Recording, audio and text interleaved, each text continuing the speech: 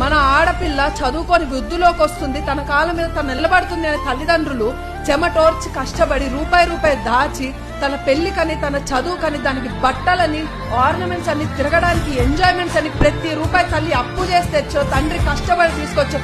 మీరు చూడండి ఆడపిల్ల తండ్రుల్ని, మా తండ్రితో సహా చినిగిపోయిన పని వేసుకుంటారు తండ్రి, కానీ పట్టు పీతాంబరాలు కొంటారు. నేను వేసుకుంది నా తండ్రి నాకు కొనిచ్చిన పట్టు చీర.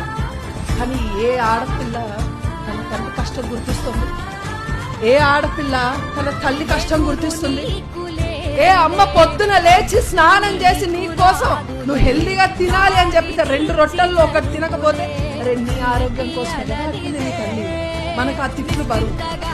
తండ్రి ఆలస్యంగా ఇంటికి ఎందుకు వస్తున్నావు అని అడిగినందుకు తండ్రి మనకి బరువు. 25 సంవత్సరాలు కంటికి రెప్పగా కాపాడుకున్న తండ్రి మనల్ని ప్రశ్నించడానికి తండ్రికి హక్కు లేదు. అంతేనా? ఇష్టారాజ్యం